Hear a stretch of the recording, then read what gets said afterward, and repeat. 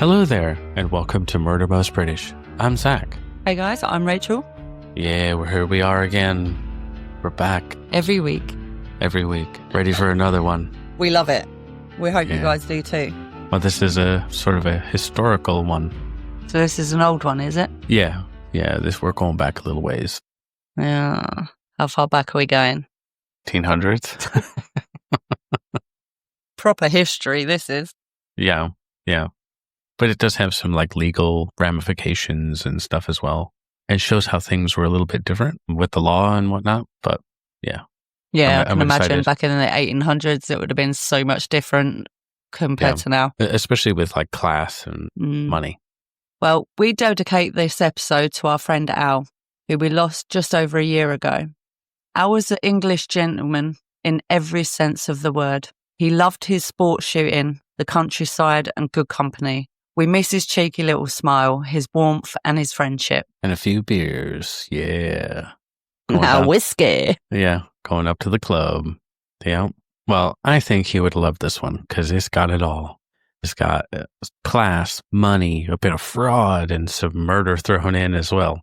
But before we begin, a small request from us.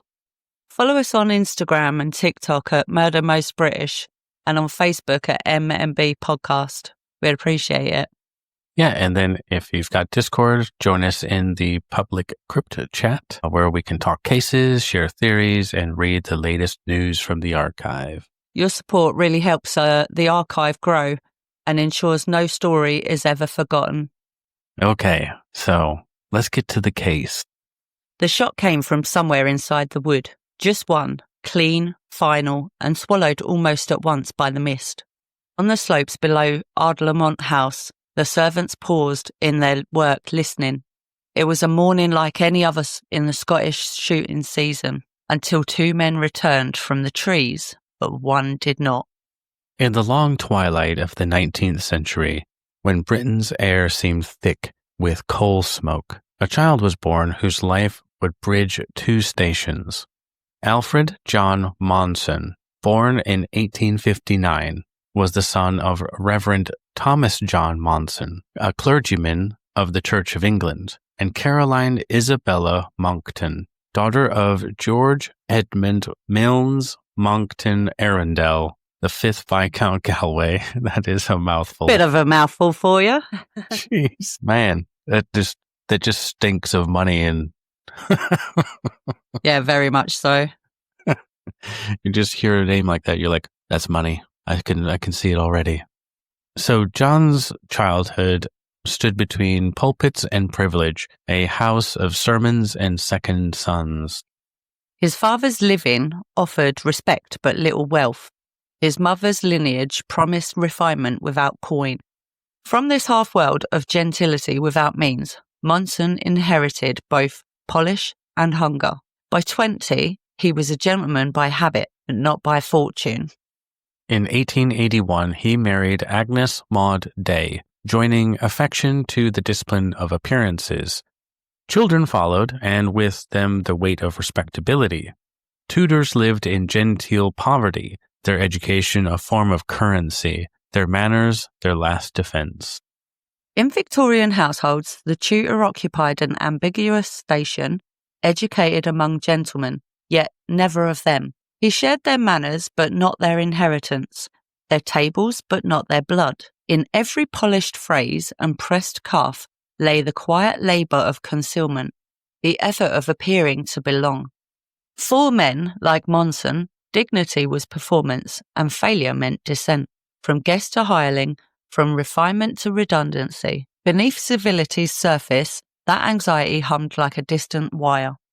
By the early 1890s, Monson's path led to the Hambro family of the Isle of Wight, where he was engaged as tutor to Windsor Dudley Cecil Hambro, born in 1873.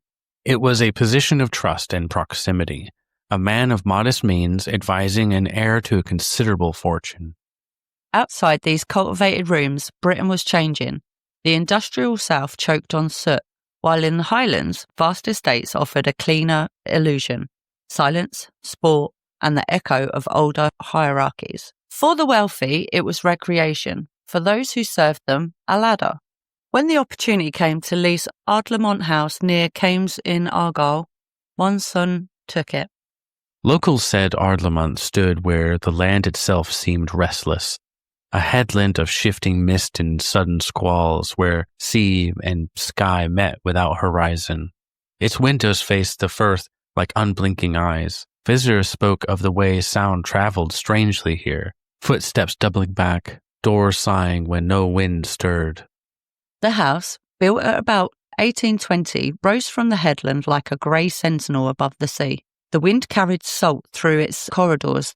The floors whispered in the night. In the first week of August of 1893, around the 2nd, Monson brought his wife, children, and young pupil north to occupy Ardlamont for the shooting season. What he found there was solitude, the kind that unsettles.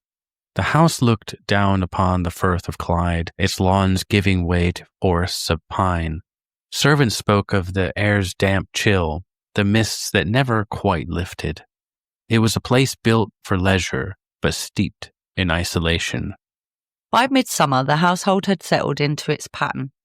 Windsor Hambra, 19 and impressionable, relied upon his tutor not only for lessons but for the etiquette and small economies of adulthood. Monson managed his accounts and correspondence, roles that placed him near both the youth's confidence and his inheritance. Another guest soon arrived, Edward Scott, described variously as an acquaintance or associate of Monson, a man of middle years and untroubled manners. He joined their hunts, his presence changing the household's chemistry. The three men became a small fraternity of sport and habit. Yeah, just having the boys go out, do some shooting, do some drinking. Hopefully not at the same time. That'd be dangerous. I mean, one or two maybe, not so many. The Ardlamont estate itself was both setting and accomplice. To the east, dense woodland opened toward the sea. Paths run through heather and fir. A fence marked the edge of tillable ground. Beyond it, the mist thickened, swallowing sound. Gunfire there echoed strangely, contained and directionless. Each morning began before 8. The metallic scrape of cartridges, the soft slide of oil and cloth. The dogs grew restless as the guns were carried out. Servants later remembered that Monson's discipline was precise, his routine unwavering, discipline kind of like a military man, of everything perfect. Well, yet in that precision lay a stillness that pricked at the nerves. Letters were written to London, some personal, some touching on financial matters. There were polite instructions about insurance and investment, the sort of things that, in another context, might seem innocent. By early August, the Highlands were veiled in weather that blurred every outline. The fog drifted across the moor and field, folding the house inside itself. Conversations grew quieter. To the servants, it seemed as if the air itself listened. On the night of August the 9th, the house dined early. Rain traced the windows. Within the lamp-lit rooms, silver glinted and shadows pulled. Monson and his pupils spoke little. The servants retired to the back halls, where even laughter felt misplaced. So morning came, the 10th of August, and the sky was a low grey dome, the sea colourless. Breakfast was served before 8, guns were brought down, cartridges counted. The three men, Monson, Hambro, and Scott, stepped from the doorway into the fog. They walked east, towards the familiar belt of trees 360 yards from the house, a place long used for practice shooting. The mist thickened behind them, erasing their outlines until only sound remained. Boots on wet grass, then nothing. The servants at the window watched until the shapes dissolved completely, the grass misting with their breath. After that, Ardlamont fell quiet again. The morning stretched, pale and endless, waiting for a sound it did not yet know to fear. In that stillness, even the clock seemed hesitant, marking time toward an hour that would divide memory from innocence. Ardlamont waited, and the mist did not lift. The first sound was ordinary, a single gunshot carried across the damp August air. The air hung heavy with sea damp and peat. Even sound seemed to move slowly there, absorbed by the sodden ground and the walls of trees. The gun's echo rolled once across the moor and died. Beyond the windows, the horizon was a sheet of grey without edge, a place where one could vanish as easily as breath on glass. At Ardlamont, such noise belonged to the routine of morning. The servants barely paused. It was the shooting season, and the sharp echo of rifles often rippled through the misted woods beyond the house. Not long before, the three had walked out toward the eastern path, bound for the trees where they often practiced. From the windows, the housemaids had watched their shapes dissolve into the haze. Now, only two returned. Through the thinning fog came Monson and Scott, hurrying across the slope that led up to the lodge. Their boots were heavy with mud. Their coats clung wetly to their shoulders. When they reached the steps, the butler opened the door, expecting some brief commotion, a twisted ankle perhaps, or a request for bandages. Instead, Monson's voice came steady and rehearsed. "Mr. Hambro has met with an accident," he said. "His gun went off while he was climbing the fence." You'd expect that gun to be shooting into the air then. Well, it depends on how you'd land and the way the gun's, pointed. And they didn't say that he fell while he was climbing the fence. Yeah. He was trying to climb the fence, fell over, gun went off, whoops, accident. Sure. We shall see. Well, the servants remembered the phrasing, precise, almost official. His stillness unsettled them more than the panic might have done. In his voice there was no tremor, only an echo of something rehearsed. The careful diction of a man who had already told his story once before, if only to himself. Well, he asked for water and cloths, then went directly to the gun room. There he and Scott began cleaning the weapons. The scrape of metal against rod carrying down the corridor. The smell of oil and burnt powder thickened the air.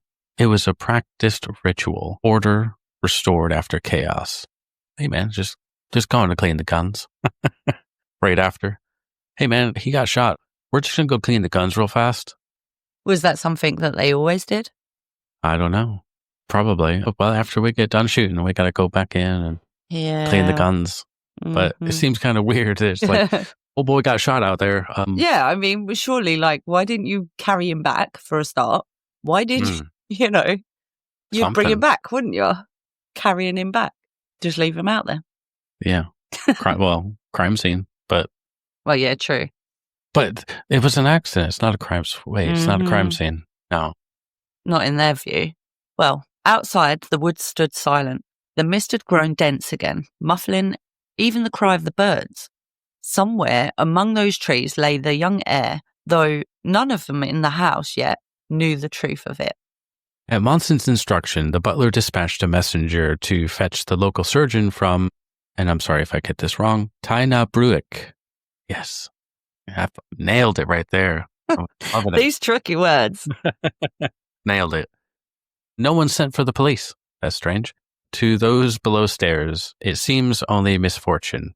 A mishap of sport. It happens, Yeah, it happens, but very odd. Well, when the groom returned from the wood, he brought the first certainty of death. He had followed Monson's directions precisely. At the fence beyond the lower path, there he found Hambro laying face down on the grass. One arm trapped beneath his body, the head was blooded, the cap lay a few feet away, and the gun had fallen muzzle first into the earth. Muzzle first. Weird. Well, he covered the face with his coat and went back for help. Together with two stablemen, he bore the body on a wooden shutter, wrapped in a tartan rug already darkened by rain. As they passed through the courtyard, the maids turned away from the windows and drew the blinds.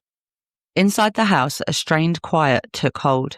Monson ordered the body laid in the gun room, where the smell of oil still hung.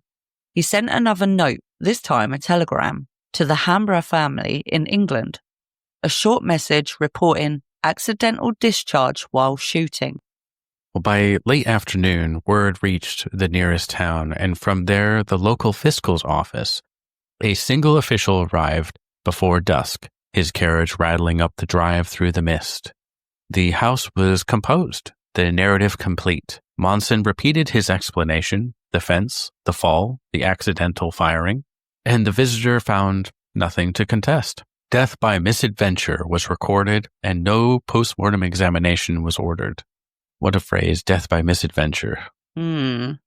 Well, as night closed over Ardlamont, the servants lit lamps in the hall and bolted the doors. Rain swept over the headland. The woods beyond vanished into the dark. Within the gun room, the air was heavy with salt and iron. Somewhere in the distance, the sea broke against rock. A steady rhythm that masked the silence of a house that had accepted, for now, an accident as truth. By the time the darkness fell, Ardlamont was sealed against the weather. Lamps burned low in the corridors. Rain ran down the windows in steady streams. The sea's dull roar carried across the fields, a rhythm too steady to be comfort. The gun room, once bright with morning's routine, had become a kind of chapel. The body of Windsor Hambra lay on a trestle table covered by a rug and sheet. Beneath the fabric, the outline was unmistakably slight. A youth who had not yet filled the shape of adulthood. The servants moved around the door as if around an altar, silent and careful not to look too long. At intervals, Monson entered to give instructions. His manner, by all recollections, remained calm. He spoke of transport arrangements, of telegrams, of the coffin that must be ordered from Dunoon before the night made the roads impassable. No one contradicted him. No one asked more than what was safe to ask. The surgeon from Tyne Bruick arrived late, the smell of wet wool heavy on his coat. He examined what he was permitted to see, a small wound behind the left ear, the edges blackened by powder burn, and confirmed the fiscal's conclusion of an accident. There was to be no further examination. He bowed his head, gave his condolences, and left before the lamps were extinguished. When the coffin came, a carpenter followed. His hammering began after midnight, slow, deliberate blows that traveled through the floors like distant gunfire. In the upper rooms, the children stirred. The dogs barked once and fell silent. By early morning, the rain had turned to fine mist. The blinds were still drawn and the house smelt of oil, damp cloth and salt air. The sea beyond Kames lay colourless. The moor seemed to flatten beneath the low sky. At breakfast, few spoke. Agnes Monson remained upstairs, her door closed. The tutor himself sat briefly in the dining room, taking tea without appetite. He asked the butler whether the coffin was ready for conveyance and was told that it was. Seems pretty buttoned up, all done. Got him in a coffin. Ship shape. Yeah. Ready to go. Yeah, ready to be shipped out. Say, Yep. Well, done. But by 9 o'clock, the undertaker's men arrived with a cart. The plain, unvarnished box was lifted from the gun room and carried through the hall. Servants turned away as it passed, heads bowed. Outside, the horses shifted in the drizzle, steam rising from their flanks. No prayers were said. The wheels sank softly into the wet earth as the cart turned toward the coast road, its sound fading into the fog until only the rain remained. Inside Ardlamont, the hush was absolute. The officials were gone, the surgeon gone, even the smell of powder fading. Only the damp footprints lingered, a trail from the gun room to the door, ending at the threshold. By nightfall, the house seemed deserted.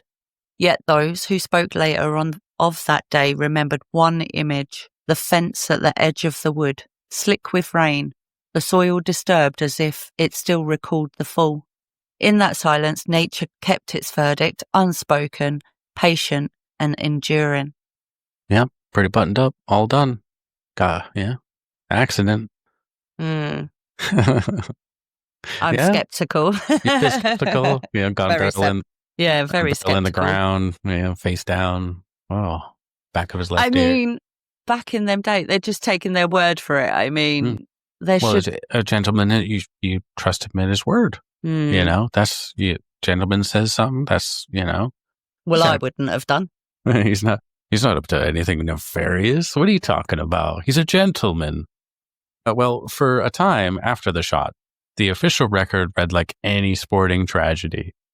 The procurator fiscal, informed on the day of the incident, dispatched an officer who accepted Monson's explanation of an accidental shooting. No immediate suspicion was raised. In the ledger of Victorian accidents, a young man of means killed by his own gun while hunting was neither rare nor scandalous. Yeah, I guess so. Well, the report itself was only a paragraph long. Ink on thin paper filed among the week's drownings, fires, and farm mishaps. There was no autopsy, no witness cross-examination, no reason to doubt the neatness of the account. In the machinery of Victorian record-keeping, death could be absorbed as quietly as rain into soil. Well, here we go. The plot thickens. Because within days, that still surface began to tremble. Insurance companies, foremost among them the Scottish Amicable Life Assurance Society, noted that Hambro had been insured for a total of £20,000, which, that's about £3 million today. Wow, that's a lot. Yeah, £20,000 was a sum reserved for merchants and magnates, not for 19-year-olds still in education. Clerks at the company's Glasgow office were said to have reread the forms twice, tracing signatures that now looked strangely telling. It's just a bit of insurance. It's nothing suspicious, Yeah, but, it probably is at his age to be having life insurance at that age for that amount of money. £20,000. Yeah, well, back then $3 would have million. been a hell of a lot of money. Yeah.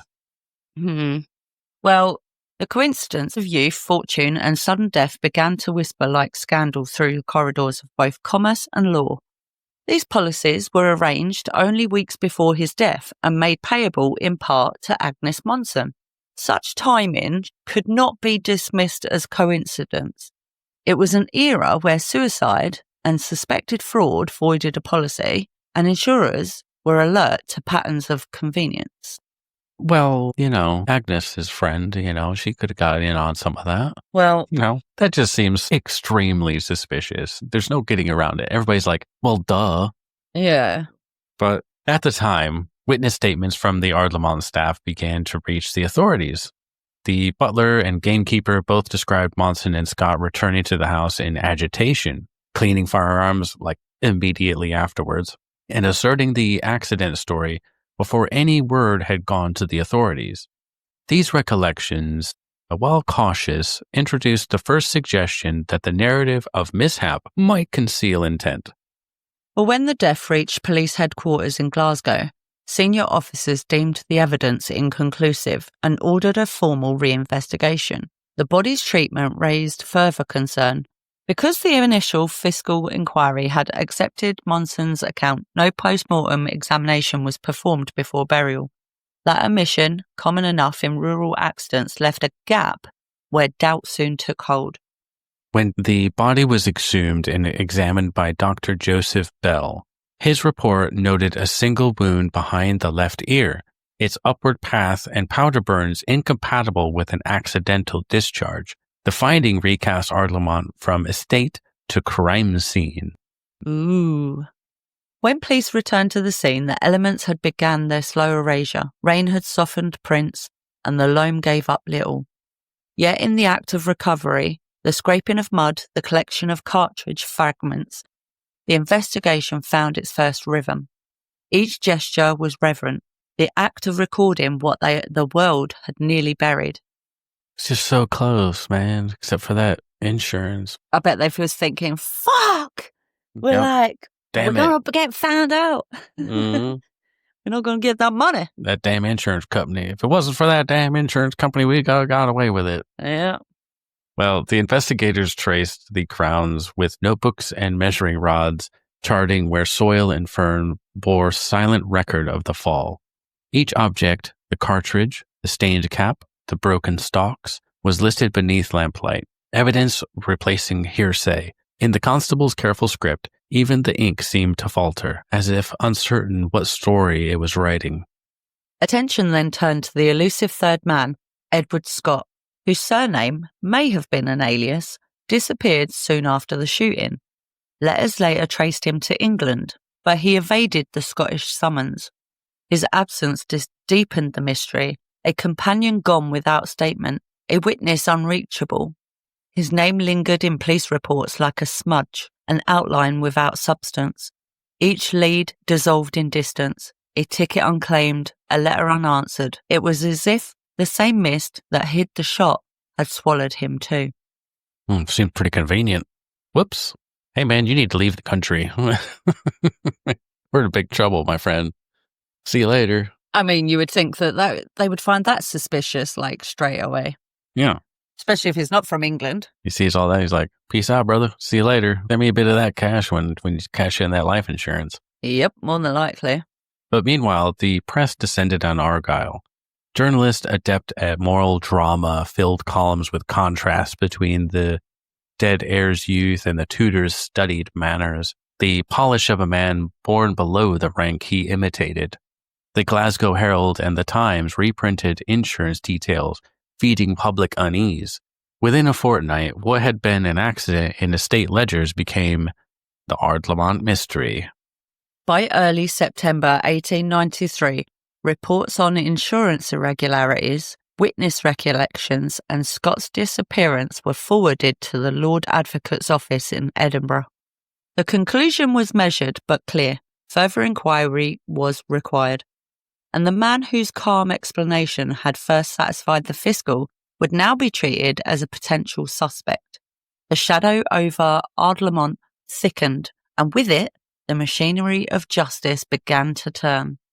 The re-examination of the scene produced little new physical evidence, but one object altered the investigation's course.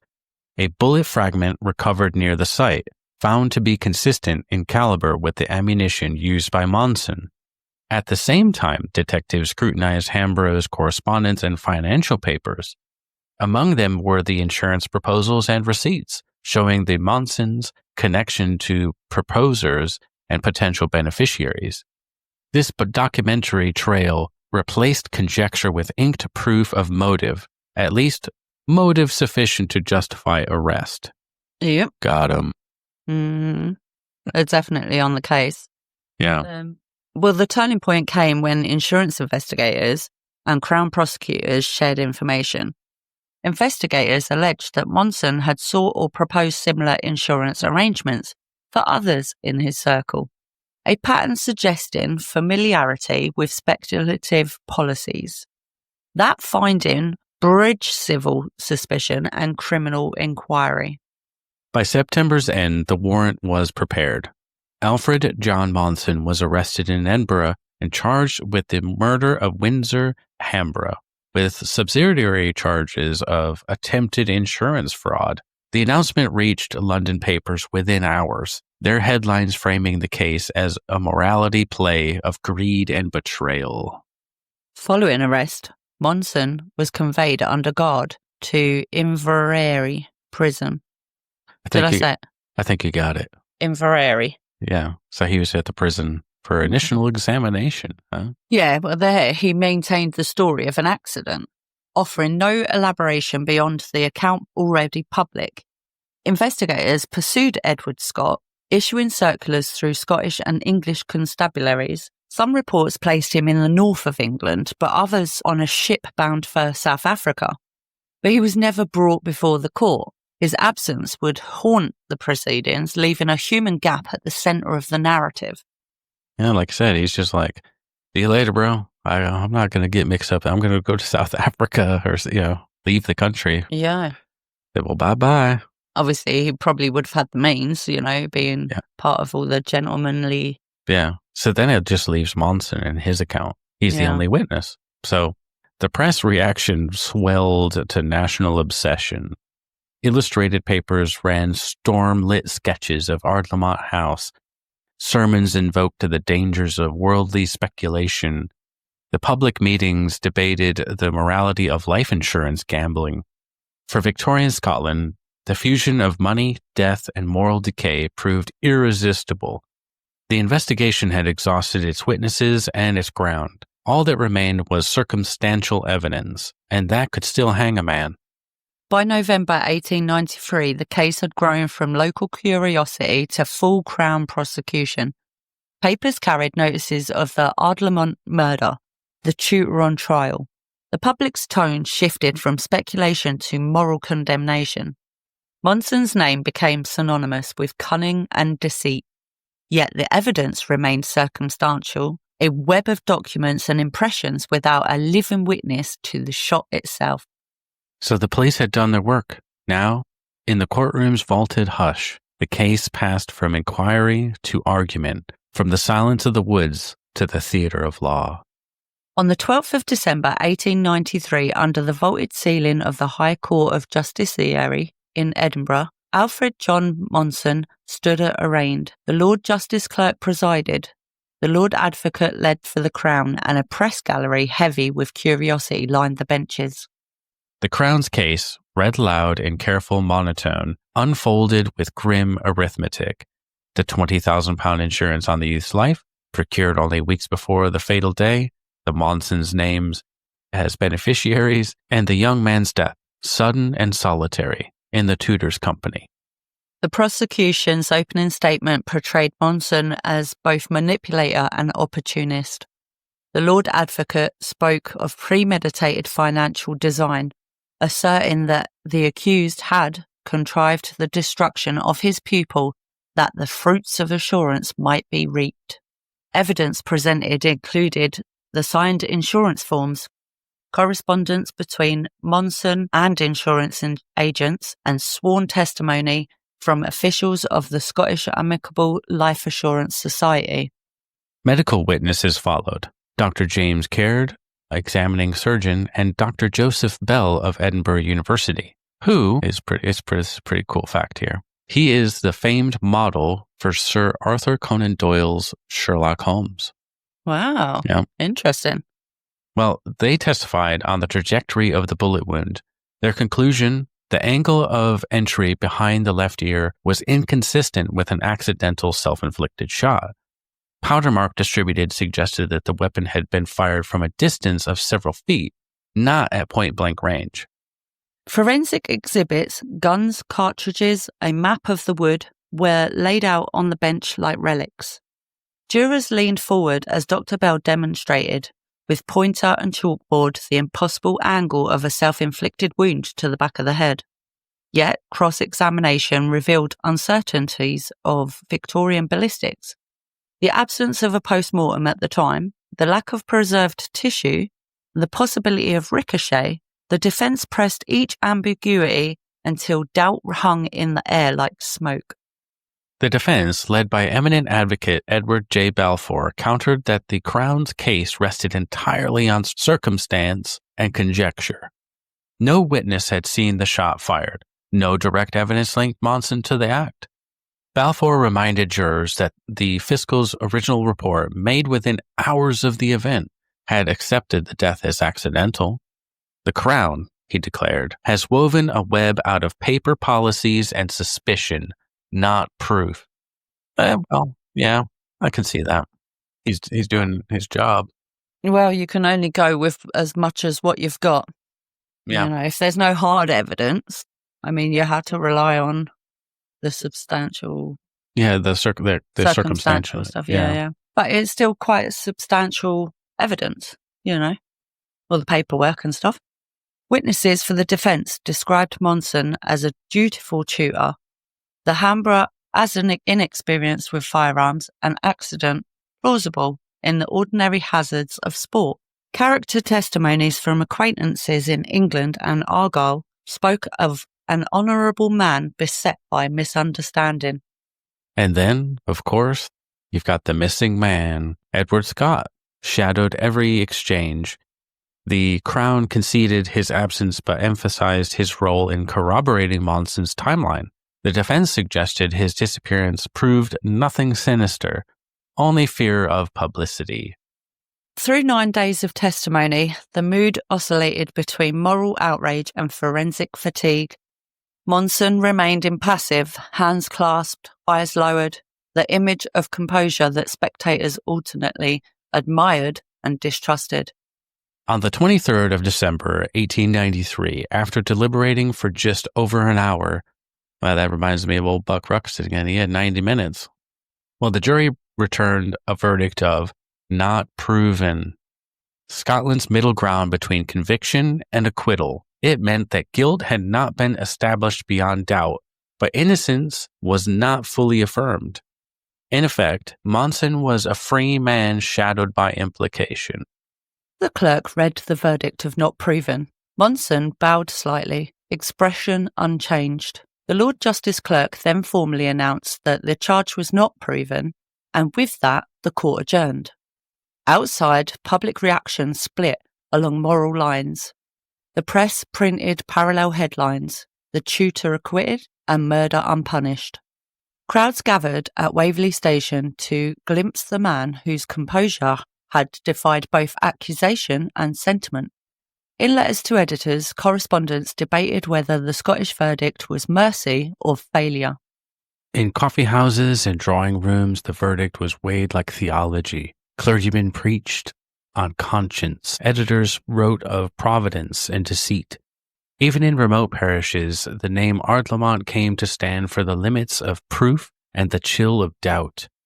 The Crown, however, had not quite finished with him yet. Although acquitted of murder, Monson faced indictments for conspiracy and fraud arising from the same insurance dealings. In March 1894, at the Central Criminal Court in London, he was tried and convicted for defrauding insurance companies through false proposals, a charge independent of the homicide. He was sentenced to 5 years imprisonment with hard labour. Well, reports from that trial revealed a pattern that the Scottish court had only hinted at. Monson had insured multiple acquaintances for large sums, each policy bearing his or his wife's name as beneficiary. The jury required less persuasion this time. The evidence was written, dated, and mathematical. "The web of deceit," wrote the Times, "which the murder court left untorn, has now been laid bare." Well, in prison, Monson maintained his innocence of murder, but admitted errors in finance. Yeah, insuring your friends and family for insurance and possibly going to bump them off. Very big errors. That's just an error in finance. Just, what are you talking about? I'm all right. But after he was released from serving his term, he lived quietly in England under the shadow of the verdict that had never really cleared him. The phrase "not proven" clung to his name like damp wool, a verdict neither forgiven nor forgotten. The Ardlamont case left legal ripples wider than its verdict.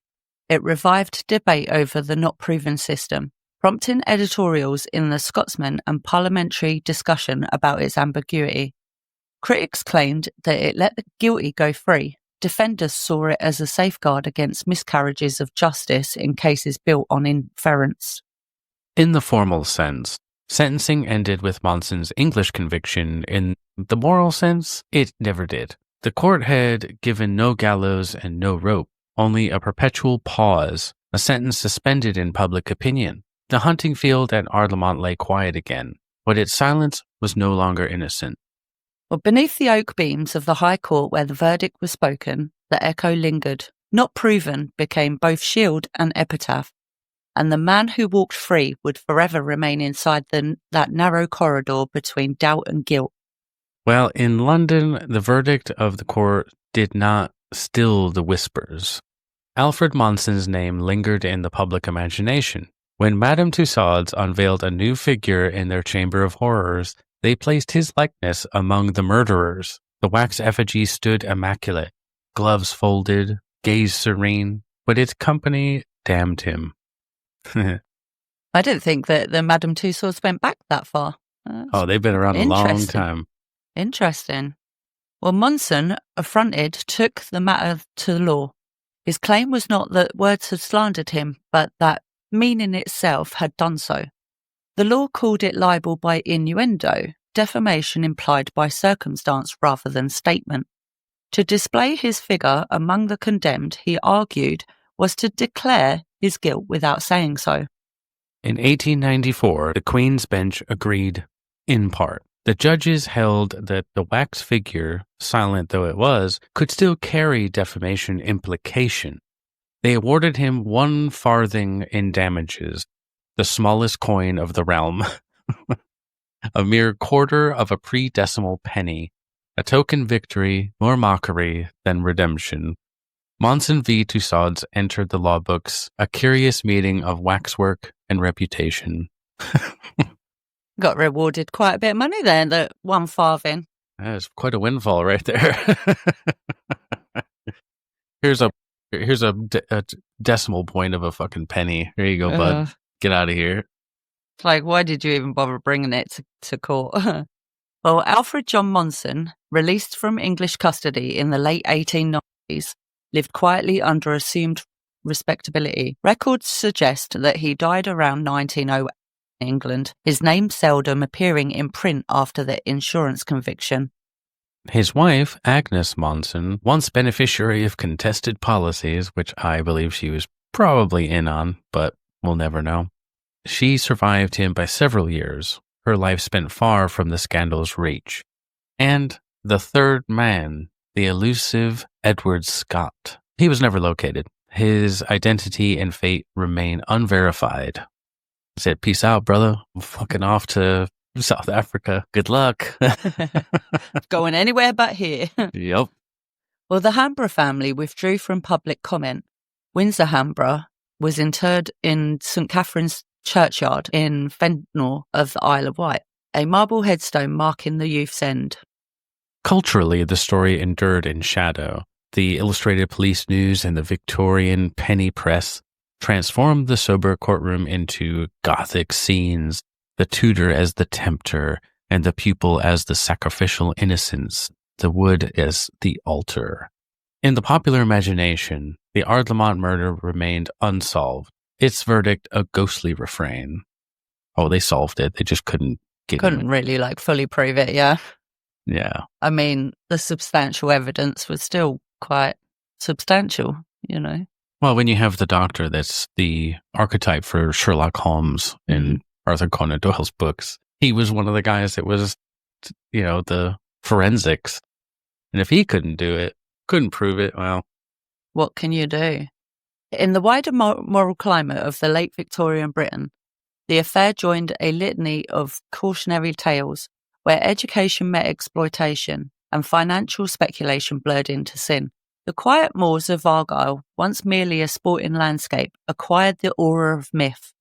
Travellers were said to remark that the woods of Ardlamont hear only one shot.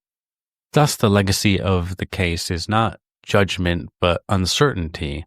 It stands as a parable of modernity unsettling moral order, law confronting motive, science testing chance, and faith in class eroded by greed.